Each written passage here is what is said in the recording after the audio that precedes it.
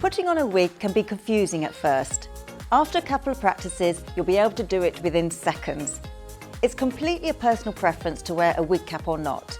If you have hair, wig caps can help to secure your hair.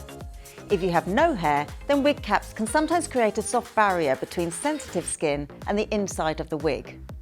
Make sure that the adjustable straps at the nape of the neck are placed in a comfortable position. If, when you pop the wig on, it's too tight or too slack, you can take the wig off and make any adjustments necessary with the straps.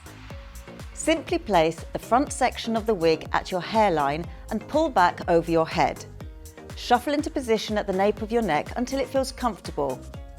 Don't worry if it feels odd. A bit more positioning and you'll be ready to go. Lift your head up straight and then you need to position the ear tabs.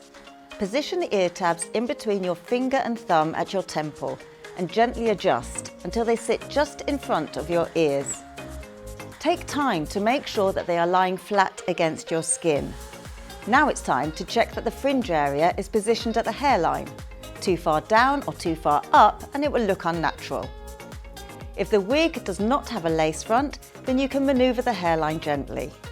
If the wig has a lace front, then be extra careful not to damage it. When you are happy with the positioning of your wig, you can then style away to look fabulous.